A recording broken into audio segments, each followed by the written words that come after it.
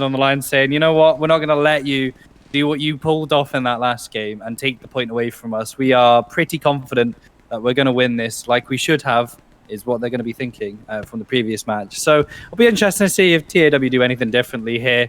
I mean, they secured one of the most exciting, intense wins of the tournament so far. It has to be the best win, I would say. Just from the seconds left that they had at the end to take it. And it looks like they've just kind of, considering what they did in the previous match, which was take the northern house and, try focus on the north. They've thrown that out the window in this one and gone, no, we're going to do what we did in the last game at the end. We're going to throw everyone into the center point. They are literally, all 18 of them, bar one, is in the center, right on checkpoint here. They're just throwing themselves in, much like it was at the end of the last match. And maybe they think, actually, this is the way to win this match. It's a numbers game. Let's push them out of point. Let's try to overrule them here, capture the checkpoint back, and without having to worry about, tactics or flanking or any of that exciting stuff. So we've got a lot of micro engagements going on here, right on the edge of checkpoint. And again, what I can only describe as a vapor's paradise. There's just smoke everywhere. I don't know how anyone can see each other. It's a bit chaotic, and we're only 10 minutes in. Yeah, this is such an interesting rematch because, both teams had to draw lessons from that previous match. And, FRA's lesson was, well, we just do the same thing again, but we don't get broken apart at the final second.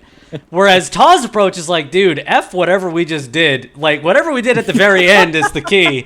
And now TAW is just, they literally don't care about the rest of this map. TAW has put their entire team within 100 meters of each other right in the center. And I mean, it is risky, because then you don't have the width. But thus far, TAW doing okay. I mean, FRA is holding. They're holding, right? FRA has advantage. OPs are in good position for FRA. Definitely advantage FRA at this stage of the match. And it's still early, right? We're not even 10 minutes deep. No. But TAW's positioning is clearly a callback to their last match where they were well, we won because we played the middle really strong, and they seem to, to your point, they just took that lesson to heart. They're like, dude, screw whatever our game plan was last game. We're walking in from full the beginning. and look at TAW. I mean, their entire team it's kind of working. It's kind of working. I mean, FRA now having to really deal with this massive center push from TAW, and you're not really seeing a lot of FRA players in the middle, FRA is still looking for this wider angle. Now, as I say that, we are starting to see spawns come in, and FRA is starting to be a bit more concentrated in the center, maybe realizing that TAW literally does not care about the north or south side of this strong point. So it'll be interesting to see if TAW is going to be able to commit to this the whole time, because I think if FRA meets TAW in the middle, with all concentration of force on each side, I have to imagine FRA has a slight advantage. We saw last game that in 1-for-1 engagements until right at the very end, FRA was kind of having TAW for lunch. But now maybe TAW with some renewed confidence, maybe with a real adrenaline high after winning that one at the very end of the game, maybe TAW really feeling like they can just kind of bring their own game back and try to go for the strategy that they wanted to employ in match one, but never quite worked. And maybe this was the strategy in match one, and we never quite saw it. I mean, it's so hard to say, but so far, TAW holding their own in the center of this circle, or close to the circle, I should say, and FRA having to meet them there. And you're right, there is just a non-stop smoke. I mean, you can't see anything. No. And it's interesting because I'm sure days and weeks of planning and tactics may have, just prep would have gone into playing in this tournament. And most people would have an idea of how to play checkpoint. It's just funny to see that, obviously, game 2, they've just gone, nope, we're not doing it. Boys, full send in. Just get everyone into that point. Let's see if we can overwhelm them. And, I mean this in the nicest possible way. I don't mean this in a negative way at all, but it's almost like I'm watching a pub match, which is great because there's a lot of battles going on in the center, and it really is about who can actually, pick off people. I mean, the key here in this kind of engagement is every life that you spawn in on, you need to trade 2-to-1 or 3-to-1. You need to take out more of the enemy then you know the amount of times they kill you, and that might seem obvious, but that's truly the way that you know, these teams are going to win this. And you know, I've just watched QQ here for FRA, the MVP of 2 matches that we've watched today. He's just taken out 4 people. That man is insane. So you know, QQ right there is the one to watch. He's just holding back like 6 to 7. They're throwing rockets at him at this point. He's holding back squads of people on his own. And the last thing I'll say before I move back onto Abanus is it's quite the position that TAW have right now is kind of similar to how they begun the last 5 minutes. In the last match, they were in this building complex in the center here, walking down this gully, stuck in the trenches here where Crimble is. And it's almost like deja vu. I'm having flashbacks. Yeah, and like it's so interesting. I feel like every time we talk about Checkpoint, we talk about the Northern 3-story, and like, you know, that 3-story might as well not exist in this match thus far. I mean, no one even cares about it. Neither FRA or TAW are even putting anyone there. Now, as I say that, is this our hero from TAW from the last game? Is this who I think it is? This is Masperino. So Masperino, the player that actually opened up the center gully for TAW in the last match, is kind of probing this north side, and guess what? There is nobody from FRA.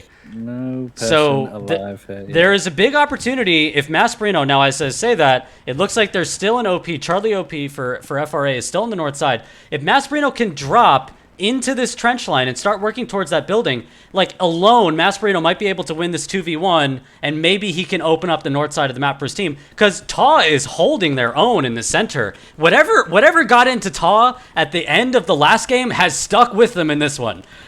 They are really playing aggressive, and like I think maybe that's what was holding back TAW in the first match. They just were not aggressive enough.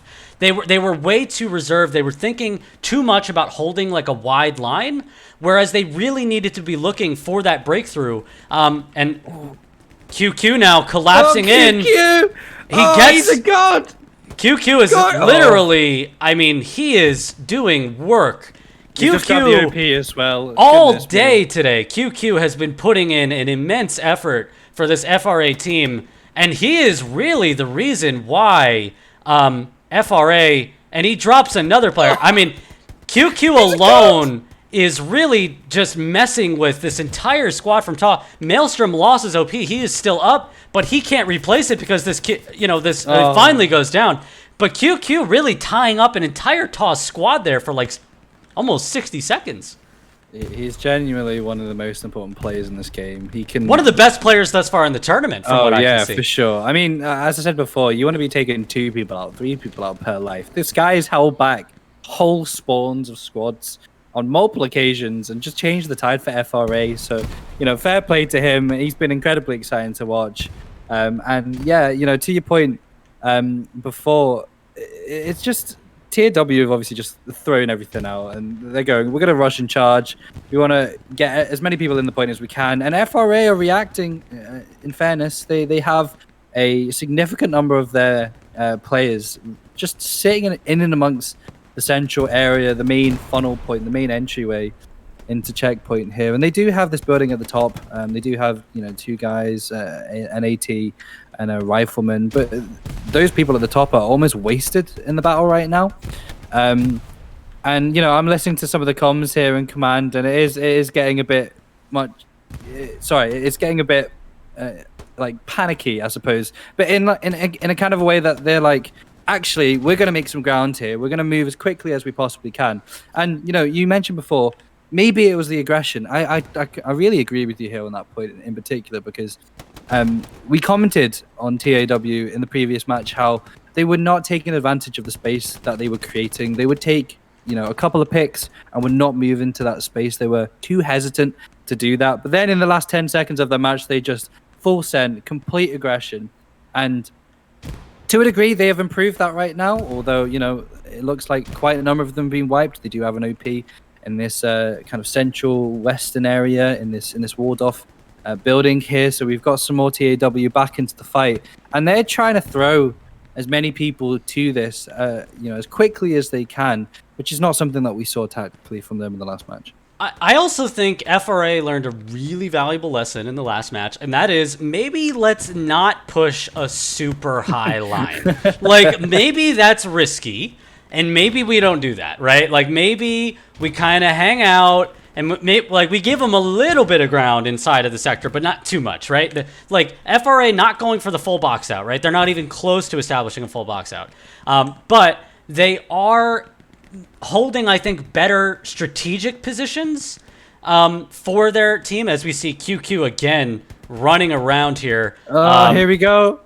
Crimble is going to come up on him, and QQ drops him. QQ gets hit. He tries to jump away. Masperino and QQ now, the MVPs of both teams, are about to run into each other here. And Masperino, he knows he's there. He's looking. Masperino's got his STG out. Lining each other up.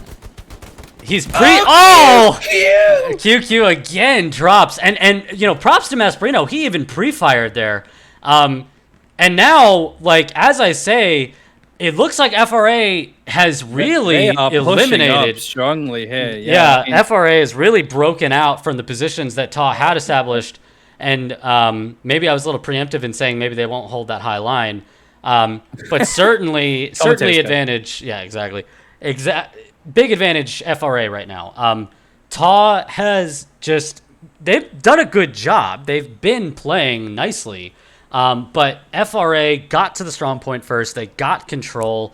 And now you are starting to see a little bit of a box out starting to emerge on the north side of the strong point.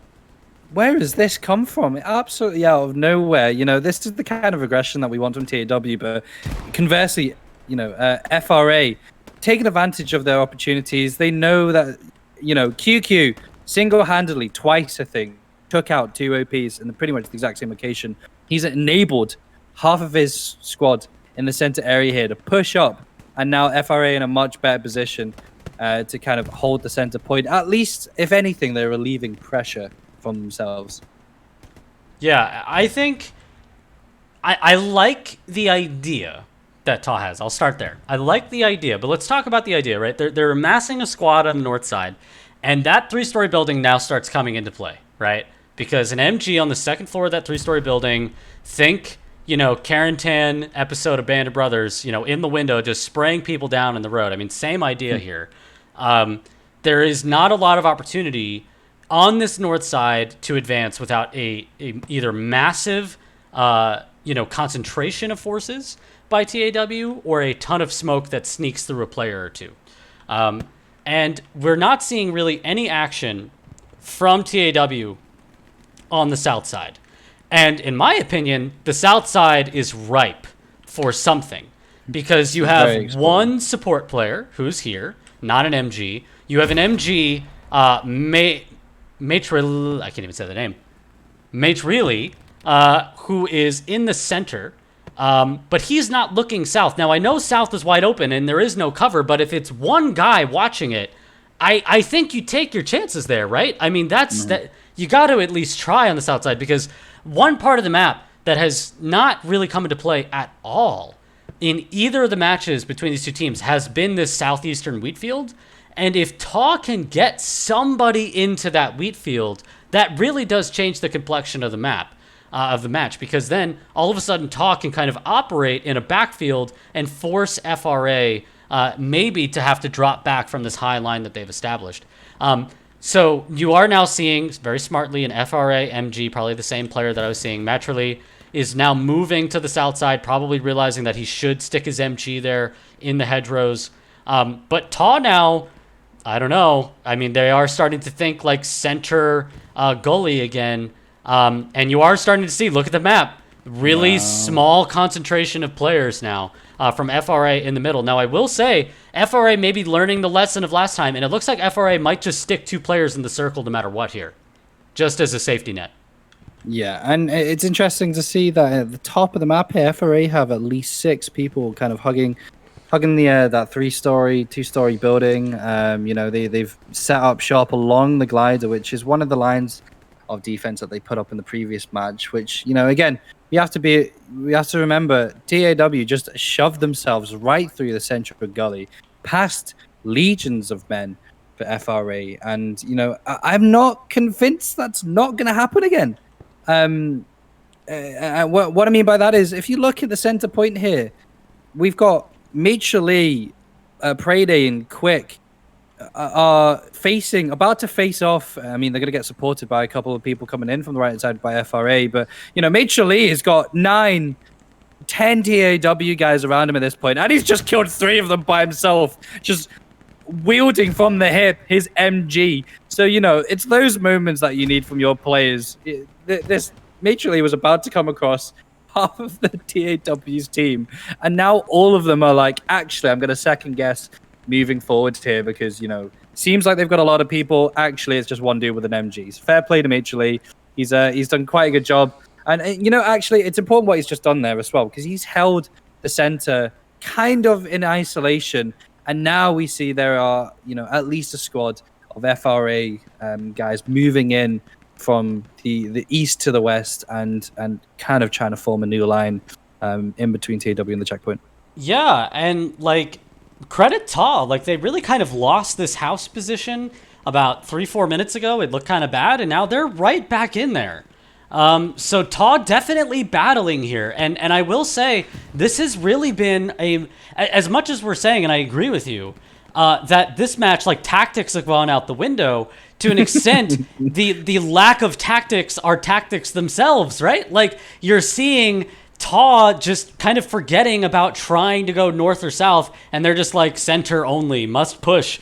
And FRA is having to respect the fact that TAW just tried something on the north side, and so now TAW has kind of forced FRA to defending that north side, while now bringing all 3 squads now right back into the middle. And if you look at the concentration, I see basically in TAW's entire team in the center here, and there's 4 or 5 players from FRA standing between them and reaching the circle. So TAW now, we've got, let's see, we've got, what did we start, 1:15? No, I think so. 1:10? I forget the start time. But we are really starting... Sure. I do not remember exactly the start time. That's really bad. I think it was 1:10. So I think we're staring at 7 minutes and change to go. That sounds right. I don't think there's 2 minutes left. Yeah. So engrossed in the match, obviously. So engrossed in the match. I'm not paying attention to the time. You can forgive us. So we've got about 7 minutes to go in this match. And we're seeing... I wouldn't say it's a repeat, but it's a similarity. TAW really amassing in the middle here. And... I am curious, Scurbs. Do you think FRA always intended to go allies on checkpoint for match 2, and then TAW went Axis checkpoint, and they were like, oh crap, I guess we're just doing this anyway?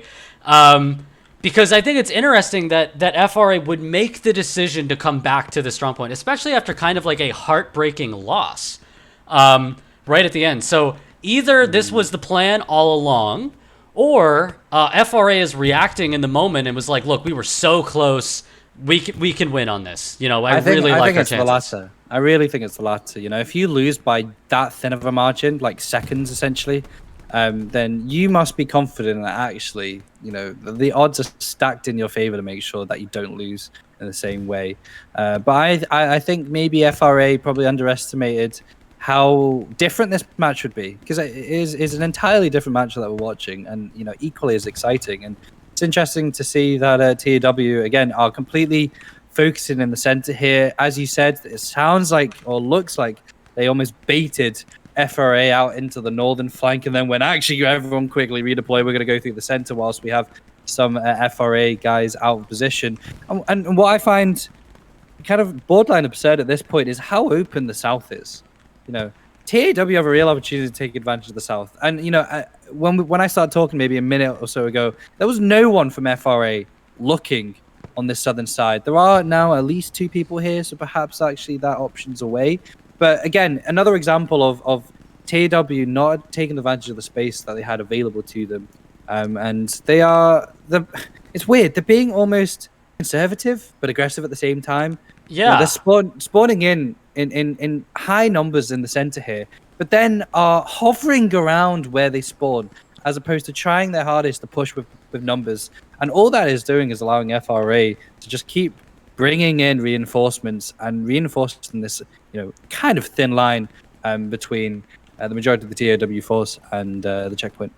I have to say, something I've been tracking on stream in the last 2 minutes, and he's just come back. But FRA was actually down a player, I believe, due to a boundary violation. Yeah, I think so. For almost 2 or 3 minutes there. It could have been longer. I just caught it in the last couple of minutes. So FRA was actually playing shorthanded by a player, which might have enabled TAW to maybe get a little bit closer, and they are sitting in the position that they were sitting about 5, 6, 7 minutes ago. So we are getting into kind of crunch time now. 4 minutes to go on the clock. You are seeing a line of FRA players on the north side, but look, the center is really thin. I mean, FRA, look at this concentration from TAW. I mean, pretty much the entirety of TAW's team sitting just to the west of the circle. Gosh. Now, I will say FRA doing an excellent job. And as I say that, you're seeing a lot of those players from TAW drop. So it looks like maybe those positions on the north side are being used to cut into those TAW pushes, those TAW advances in the center. But, this is going to come down, I feel like, to the final 5 minutes. TAW still in good position to maybe pull something out at the end. I wonder where we've seen this before. It's interesting, right? There's you have to tell yourself there's no way what we just saw can happen again, right? Surely not. There's no way. But then you look at this. I mean, 3 minutes. It has to be said that it is being set up completely the same as the previous match. It looks very similar. Yeah, I mean, I will say the line for FRA was higher last time.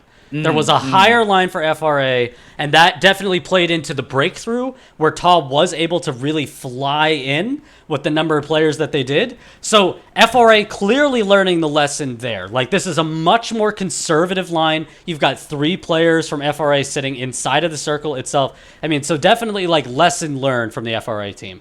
But TAW still in really good position to make something happen in the center with some really quality kills in the final 2.5 minutes to go. Yeah, this is really teetering on a knife edge here. I mean, even the medics for TAW are trying to get people up just so that they can get as many people close to the front as opposed to redeploying on the road piece, which are all located fairly close to where the majority of TAW are here. And I'm just listening to some of the local comms and some of the command chat there, and it is just guys going, everyone, come on, we can do this, we can get in. It's very much egging each other on just to shove as many bodies into the point as possible. And there's the 2-minute warning from the admins there. It is, the point you made before about the northern line is entirely correct, that we have more people from FRA focusing in on this, this 10-meter area where TAW are just shoveling everyone in.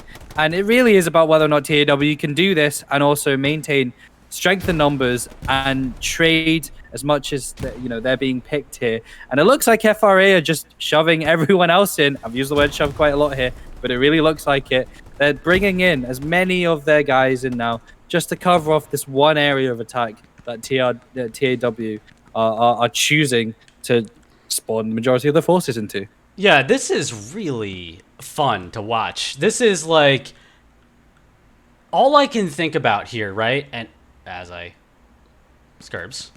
Yep. Look at the south side of this circle. Oh my god. Okay. Look at the south side. You have a big move from Maelstrom on TAW. He is swept in. 1 OP goes down for FRA. Are we about to watch a potential repeat here? An outpost goes down for FRA. TAW has got to push. They have 30 seconds. They need to spawn in on their OPs, and they need to run. TAW has 30 seconds to just get as many bodies into the circle. An entire squad from FRA has had to respawn at their OP. TAW does not, they're so low on time, they have to run. One player from FRA preventing an entire group. Oh, it's happening, the cap. The cap has started. TAW now has got to run quick for FRA with the automatic rifle is preventing TAW from getting into the circle. He finally goes down, but the capture progress starts to come in for TAW. We are now in overtime, but I don't know if it's going to last very long. TAW's got to run. TAW's more exciting than the time I had kids. I don't have kids, but if I did... TAW does not get it. TAW loses.